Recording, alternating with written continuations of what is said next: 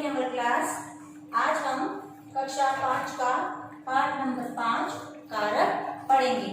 तो आज का हमारा टॉपिक क्या है? कारक। कारक के बारे में आप पहले भी जानते हो, हमने second class, third class, fourth class में इसको थोड़ा पढ़ रखा है। आज हम कारक के इसको डिटेल में पढ़ेंगे। तो कारक, कारक किसे कहते हैं? कारक उसे कहते हैं जो संज्ञा या सर्वनाम का उस वाक्य में अन्य के साथ उसका संबंध दर्शाता है, उसे हम क्या कहते हैं? कारक कहते हैं। पहले अपन इसकी परिभाषा लिखते हैं।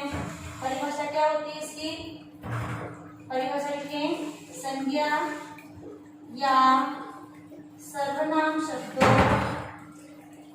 संज्ञा या सर्वनाम शब्द की वाक्य में प्रयुक्त अन्य शब्दों, वाक्य में प्रयुक्त अन्य शब्दों से उसका संबंध दर्शाना क्या कहलाता है? कारक कहलाता है। ठीक है, इसकी डेफिनेशन क्या है कि संज्ञा सर्वनाम के जिस रूप से वाक्य में प्रयुक्त अन्य शब्द से उसका जो संबंध होता है उसे हम कारक कहते हैं। और कारक के चिन्ह को क्या कहते हैं? कारक के चिन्ह को अपन विभक्ति चिन्ह भी कहते हैं। कारक के चिन्ह को विभक्ति चिन्ह भी कहते हैं। ये इसका हिंदी में इसका दूसरा नाम है कि अपन कारक चिन्ह न कहकर उस वर्ड को अपन विभक्ति चिन्ह भी कह सकते हैं। तो आपको पता है हिंदी में कितने कारक हैं? हिंदी में कुल 8 कारक हैं और 8 ही कारक के अलग अलग विभक्ति चिन्ह दे रखे। तो सबसे पहले अपन एक टेबल बनाते हैं ताकि आपको अच्छे से समझ में आ जाए। इधर अपन लिखेंगे कारक के नाम और इधर उसके लिखेंगे विभक्ति चिन्ह। तो मैंने आपको बताया कारक कितने होते हैं? कारक 8 होते हैं। सबसे पहला कर्ता, कर्ता, फिर कर्म, करण, फिर 4 नंबर संप्रदान, फिर 5th नंबर है अपादान, 6th नंबर है संबोधन, 7 नंबर है अधिकरण और लास्ट है, यहाँ पर संबोधन की जगह पर संबंध लिखते हैं और लास्ट में लिखेंगे अधिकरण। कौन सा है? 8 नंबर है संबोधन, लास्ट वाला। 7 नंबर हो गया अधिकरण और लास्ट वाला हो गया संबोधन। अब इनके अपन क्या लिखेंगे?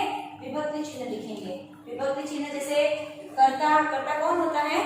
काम को करने वाला कर्ता कहलाता है। तो कर्ता का विभक्ति चिन्ह है ने, मतलब जिसने काम किया वो कर्ता का विभक्ति चिन्ह कहलाता है। ठीक है, कर्ता ने कर्म को का मतलब काम को, जो काम होता है ना वो कर्म कहलाता है, इसका विभक्ति चिन्ह होता है को। कर्ता ने कर्म को करण से के द्वारा, इसका विभक्ति चिन्ह है जिसके द्वारा अपन काम करते हैं ना, जो साधन होता है वो करण में, कारक में आता है।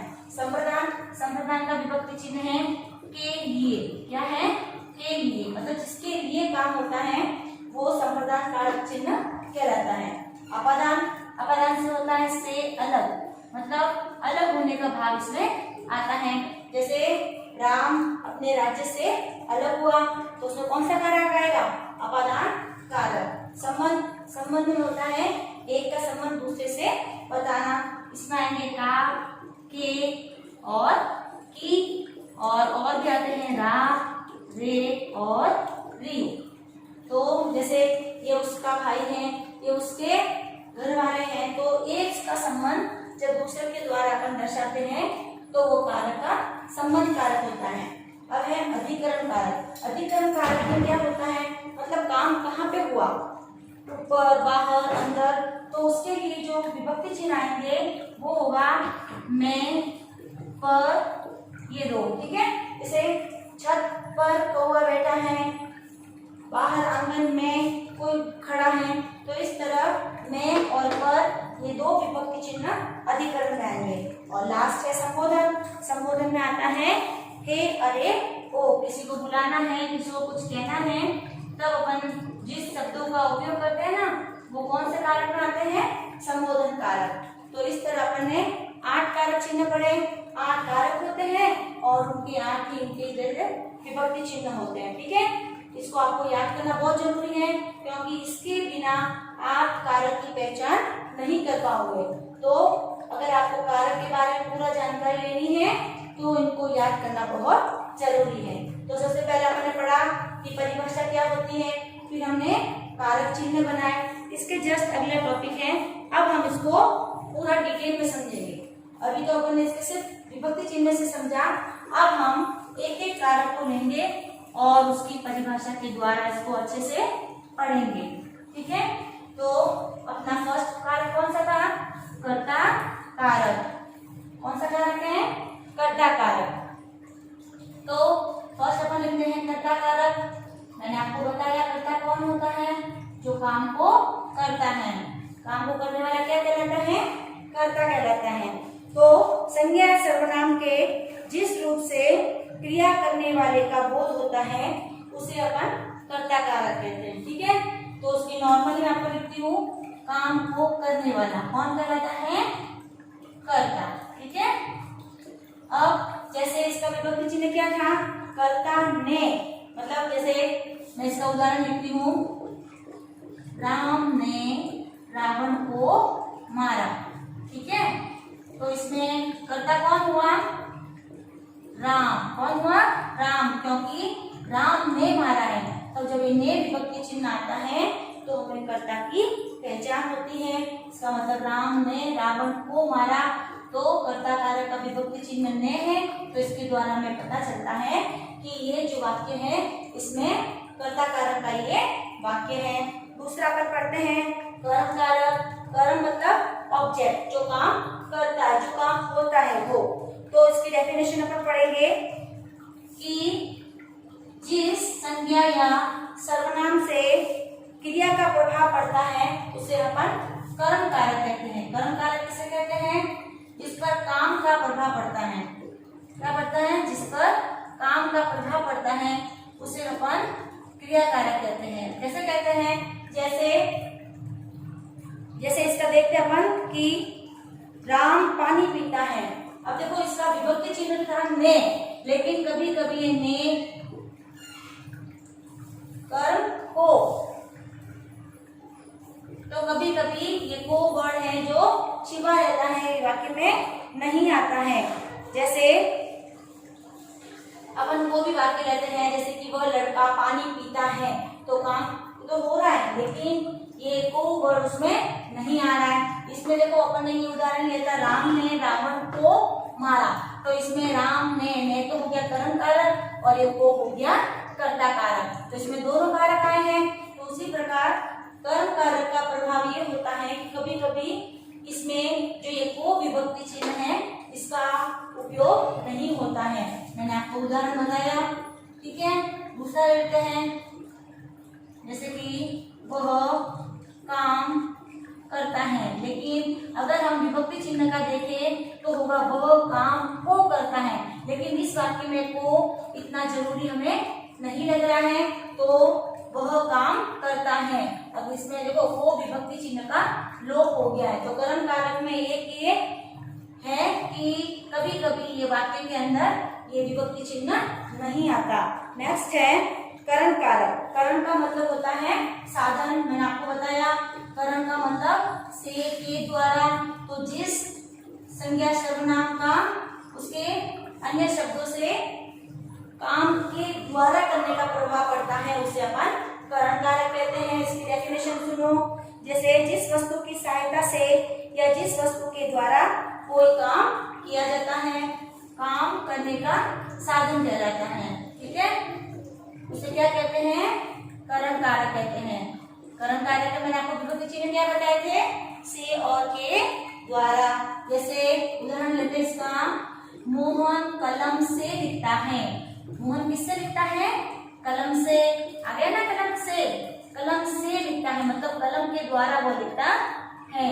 जैसे माँ हाथों से खाना बनाती है, और फिर बोलो, बहुत सारे ऐसे वाक्य हैं जिसके ऊपर इसको आइडेंटिफाई कर सकते हैं। जैसे मोहन कलम से लिख रहा है, राधा पेन के द्वारा चित्र बना रही है, तो से और के के द्वारा इसमें ये विभक्ति चिन्ह आ जाते हैं, जिससे हमें पता चलता है कि ये वाक्य किसका है, करण कारक का। तो करण कारक में क्या होता है, साधन के रूप में जो शब्द काम आते हैं उसका हम करण कारक में प्रयोग करते हैं। नेक्स्ट है संप्रदान कारक। अब संप्रदान कारक में क्या होता है, संप्रदान कारक में किसके लिए काम होता है उसकी पहचान होती है। इसकी परिभाषा में देखते हैं कि जिसके लिए किसी कार्य को किया जाता है उसे संप्रदान कहते हैं, कारक कहते हैं। तो इसके में लिखेंगे जिसके लिए, काम जिसके लिए किया जाता है ना उसको संप्रदान कारक कहते हैं। इसका विभक्ति चिन्ह क्या था, के लिए, मतलब किसके लिए काम हो रहा है। तो इसका उदाहरण अपन देखेंगे, जैसे वह अपने भाई के लिए फल लाया, के लिए माँ ने बच्चों के लिए खाना बनाया, भाई ने बहन के लिए उपहार लाया। तो इस तरह के उदाहरण अपने किसमें आते हैं, संप्रदान कारक में। ठीक है, अपन इसमें ये लिखेंगे, जैसे राम ने अपनी बहन के लिए उपहार लाया। ठीक है, उपहार लाया। तो ये सारे वाक्य किसमें आएंगे, ये संप्रदान कारक में आएंगे। अगला है अपादान कारक। अब अपने चार तो पढ़ लिए, कर्ता कारक, कर्म कारक, फिर करण कारक, फिर संप्रदान कारक। अब हम अपादान पढ़ेंगे। अपादान में कौन क्या है, इसकी डेफिनेशन। अपादान से वो बताया था मैंने आपको, विभक्ति चिन्ह क्या थे अपादान कारक के, अपादान कारक के विभक्ति चिन्ह थे से अलग होने का भाव, मतलब एक से अलग होता है। ठीक है, तो 5वां नंबर क्या है, अपादान कारक। इसमें क्या होता है, अलग होने का भाव होता है, एक चीज दूसरी वस्तु से अलग होती है। जैसे उदाहरण देते हैं अपन, पेड़ से फल गिरा या पत्ता गिरा तो उसका अलग होने का भाव इसमें आ गया है, वो उसने उस जगह से वो अलग हुआ है, इसलिए ये अपादान कारक आता है। इसका दूसरा अपन उदाहरण लेते हैं, जैसे राजा ने देशद्रोही को देश से निकाला। ठीक है, तो इसमें निकाला है तो वो अपने देश से अलग हुआ है, तो ये से आया ना, तो क्या है ये अपादान कारक। तो अपादान कारक में क्या होता है, एक से अलग होने का भाव होता है, वो अपादान कारक कहलाता है। तो 6 नंबर है आप संबंध कारक। जैसा कि इसके नाम से अपने को पता चलता है, क्या पता चलता है, संबंध कारक, मतलब एक का दूसरे से संबंध बताते हैं इसमें। ठीक है, अपन इसकी परिभाषा पढ़ते हैं, दो या दो से अधिक संख्या या सर्वनाम शब्दों में संबंध दिखाने के लिए। क्या है, दो या दो से अधिक संख्या या सर्वनाम शब्दों में संबंध दिखाने के लिए जिस सर्वनाम का प्रयोग होता है उसे अपन संबंधवाचक सर्वनाम कहते हैं, संबंधवाचक संबंध कारक कहते हैं दिखाना। ठीक है, क्या कहते हैं, संबंध कारक। जैसे क्या है इसका, अपन इसके विभक्ति चिन्ह पढ़े थे, का, के, की और रा, रे, री, मतलब ये उसका भाई है, ये उसकी बहन है, वह तुम्हारा है, तो आया ना रा, तुम्हारा, रा, रे, री। तो इसका हम उदाहरण देखते हैं, एक जैसे कि वह सुधीर मेरा भाई है। उदाहरण क्या लिखेंगे अपन इसमें, कोई भी लिख सकते हैं अपन, सुधीर मेरा भाई है। तो इसमें विभक्ति चिन्ह क्या थे, रा, रे, लिखा, या रा यहाँ पे। तो इसके द्वारा हमें पता चलता है कि इसमें एक का संबंध दूसरे से बताया जा रहा है, इसलिए कौन सा कारक है, संबंध कारक है। ठीक है, तो संबंध कारक में क्या होता है, दो या दो से अधिक संख्या या सर्वनाम शब्दों में संबंध दिखाया जाता है आपस में, तो ये उसका है। जैसे शीतल मेरी छोटी बहन है, या शीतल उसकी बहन है, तो यहाँ क्या ना, का, के, की आ गया। ठीक है, तो इसके द्वारा हमें एक का संबंध दूसरे से पता चलता है। 7 नंबर है अधिकरण कारक। अधिकरण कारक में क्या होता है, इसके विभक्ति चिन्ह कौन से थे, में, पर, मतलब काम कहाँ पर कारक कहते हैं। तो पहले इसकी अपन परिभाषा पढ़ेंगे। वाक्य में शब्द के जिस रूप से क्रिया के आधार का पता चलता है। क्रिया का आधार मतलब काम कहाँ पर होता है। क्रिया का मतलब क्या होता है? काम। मैंने आपको बताया, उठना, बैठना, लिखना, खेलना, दौड़ना, हंसना, कूदना, सब क्या है? क्रिया है। तो जहाँ पर क्रिया होती है ना, क्रिया का आधार, उसे अपन कहते हैं अधिकरण कारक। जैसे इसका उदाहरण देखेंगे अपन। उदाहरण लिखते हैं, वह कुर्सी पर बैठा है। कहाँ पर बैठा है? कुर्सी पर बैठा है। अपन और बोल सकते हैं, वो छत पर बैठा है, वो बाहर बालकनी में बैठे हैं। तो इस तरह जहाँ पर क्रिया होती है ना, वो अधिकरण कारक कहलाता है। ठीक है, इसमें ये पर, मैं, ये वाले शब्द जो है वो अधिकरण कारक के विभक्ति चिन्ह है, जिसके द्वारा हमें पता चलता है कि ये जो वाक्य है वो अधिकरण कारक का है। और लास्ट में अपन पढ़ेंगे संबोधन कारक। संबोधन का मतलब होता है किसी को बुलाना, किसी को आवाज देना, किसी की ओर इशारा करते हुए उसे अपनी ओर बुलाना। तो इसकी डेफिनेशन देखते हैं अपन। जिस शब्द के द्वारा किसी को पुकारा जाता है उसे क्या कहते हैं? संबोधन कारक। तो जिस शब्द से किसी को पुकारना, किसी को पुकारना, वो कहलाता है संबोधन कारक। इसका उदाहरण देखते हैं अपन। जैसे कि अरे मोहन सुनो, तुम कहाँ जा रहे हो? अरे तुम यहाँ कब आए? तो इस तरह बहुत सारे उदाहरण हो सकते हैं, जिसके द्वारा हमें पता चलता है कि यह संबोधन कारक का उदाहरण है। अपन वाक्य लिखते हैं, अरे मोहन क्या कर रहे हो? ठीक है, ये मैंने ऐसे लिखा है। ऐसे बहुत सारे उदाहरण हैं जिसके द्वारा हमें इसकी पहचान होती है। तो इस तरह आज अपन ने क्या पढ़े? कारक, कारक की डेफिनेशन, फिर इसके अलग अलग प्रकार अपन ने समझे कि इसके कौन कौन से और कितने प्रकार होते हैं। ठीक है, okay, thank you. Thank you for watching the video. If you like the video, please subscribe our channel and press the bell icon for another updates. Thank you.